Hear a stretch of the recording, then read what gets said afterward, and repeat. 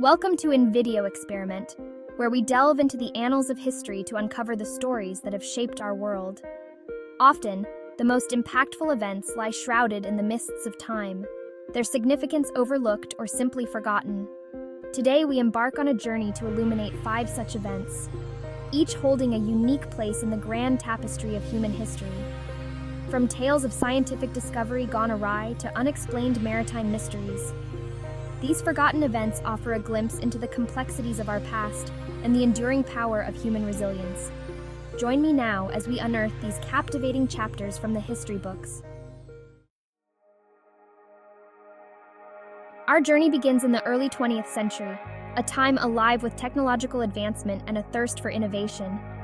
It was during this era that a new wonder material emerged: radium.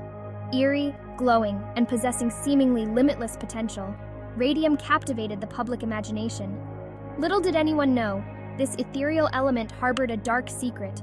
Women, many still in their teens, painted luminous watch faces, ensuring soldiers could tell time in the dark.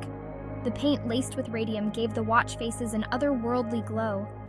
Day in and day out, these women, known as Radium Girls, meticulously painted watch faces. Unbeknownst to them, each stroke of the brush brought them into closer contact with an invisible killer. The radium began to wreak havoc on their bodies. The Radium Girls, faced with their own mortality, refused to be silenced. They fought back, demanding justice and accountability. Their struggle led to landmark legal reforms, changing worker safety and our understanding of radiation dangers. The legacy of the Radium Girls serves as a testament to the courage and resilience of the human spirit. From the tragedies of industrial progress, we journey now to the vast and unforgiving expanse of the open ocean. Here lies a mystery that has captivated seafarers and landlubbers alike for centuries: the curious case of the Mary Celeste. In 1872, the Mary Celeste set sail from New York Harbor, bound for Genoa, Italy. On board were Captain Benjamin Briggs, his family, and a crew of 7. They carried a cargo of commercial alcohol, yet the Mary Celeste was destined for a fate far stranger than any could have imagined. Weeks later, the DEI Gracia spotted the Mary Celeste adrift and eerily silent. The ship appeared seaworthy, her cargo intact, but she was utterly devoid of life. Captain David Morehouse dispatched a boarding party to investigate. The ship's logbook hinted at no distress. Personal belongings lay scattered, suggesting a hasty departure. The lifeboat was missing, but navigational instruments remained. Despite years of investigation, the mystery endures.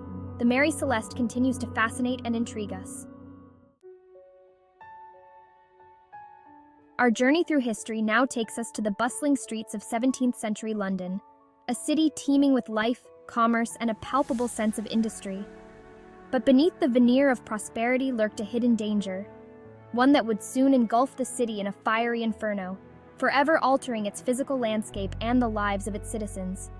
The year was 1666.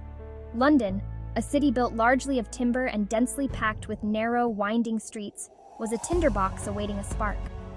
That spark came in the early hours of Sunday, September 2nd, at the bakery of Thomas Farriner on Pudding Lane. Whether by accident or negligence, a fire ignited within the bakery's walls, quickly spreading to the flammable materials nearby.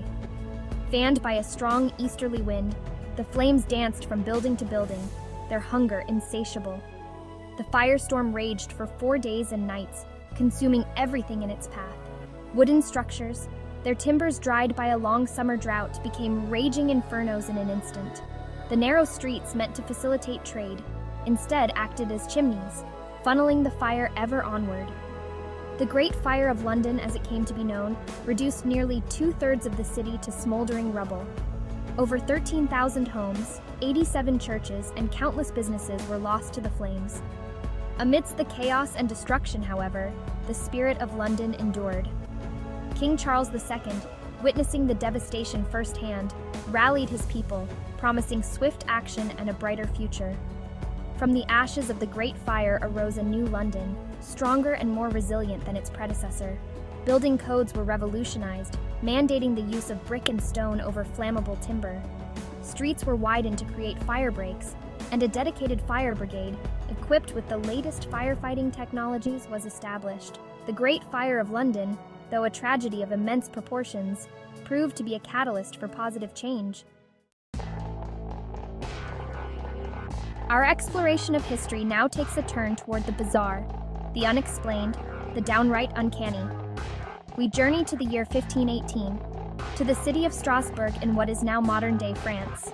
Here, amidst the cobblestone streets and half-timbered houses, a most peculiar phenomenon took hold, one that would leave physicians baffled and citizens both terrified and transfixed. The dancing plague of 1518. It began in July, with a lone woman, Frau Trophea, seized by an irresistible urge to dance.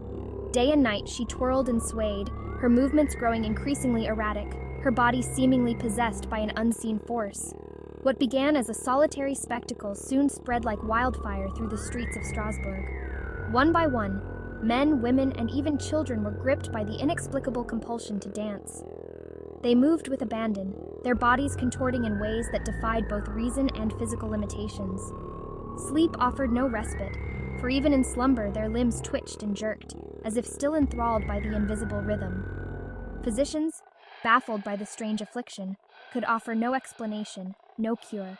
Some attributed the dancing mania to hot blood, a medieval catch-all for any number of ailments. Others suspected supernatural forces at work, blaming demonic possession or the wrath of an angry saint. Still others pointed to poisoned grain, suggesting ergot poisoning as a possible culprit. As the days turned into weeks, the situation in Strasbourg grew increasingly dire. The relentless dancing took its toll on the afflicted. Muscles cramped, bones fractured, and exhaustion set in. Some, their bodies pushed beyond their limits, collapsed from exhaustion, their hearts giving out from the strain. Eventually, as mysteriously as it began, the dancing subsided. The dancing plague of 1518 remains a medical and historical enigma, a stark reminder of the complexities of the human mind and body. Our final historical expedition takes us back centuries before the voyages of Christopher Columbus, to a time when the vast expanse of the Atlantic Ocean was thought to be an insurmountable barrier. It is a tale of daring seafarers, intrepid explorers who braved treacherous waters and uncharted territories, leaving an indelible mark on the history of exploration. The Vikings' arrival in North America, nearly 500 years before Columbus's famed voyage. Our story begins in the late 10th century, in the icy fjords of Scandinavia. The Vikings, renowned for their seafaring prowess and insatiable thirst for adventure, had already established a formidable presence throughout Europe. They had raided coastal settlements, forged trade routes, and even established settlements in Iceland and Greenland, but their explorations would not stop there.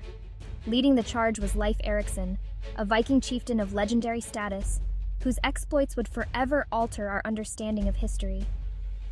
Around the year 1000, Leif Erikson, following tales of distant lands whispered among his fellow Vikings, assembled a crew and set sail westward from Greenland. Their vessel, a sturdy wooden longship designed to weather the roughest seas, cut through the waves, guided by the stars and the Vikings' innate seafaring knowledge. After weeks at sea, land appeared on the horizon. They had reached a new world, a land of dense forests, teeming with wildlife, and ripe with possibilities. Erikson, upon setting foot on this new shore, christened it Vinland, a name that hinted at the abundance of wild grapes they found growing there.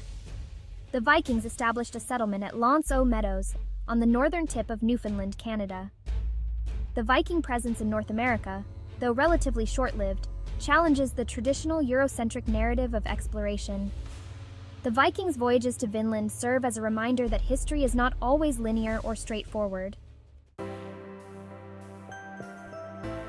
From the depths of the ocean to the bustling streets of London, from the eerie phenomenon of the dancing plague to the daring voyages of the Vikings, these 5 forgotten historical events offer a glimpse into the rich tapestry of human experience. They remind us that history is not merely a collection of dates and names, but a vibrant narrative woven from triumph and tragedy, innovation and resilience, mystery and discovery. As we conclude our journey through these forgotten chapters of history, let us carry with us the lessons learned and the stories shared. Let us remember the Radium Girls' fight for worker safety, the enduring mystery surrounding the Mary Celeste, the resilience of London in the face of devastating fire, the strange and inexplicable dancing plague, and the Vikings' daring voyages to North America. Join us next time on In Video Experiment as we continue to explore the fascinating world of history and knowledge, uncovering more forgotten stories and shedding light on the events that have shaped our world.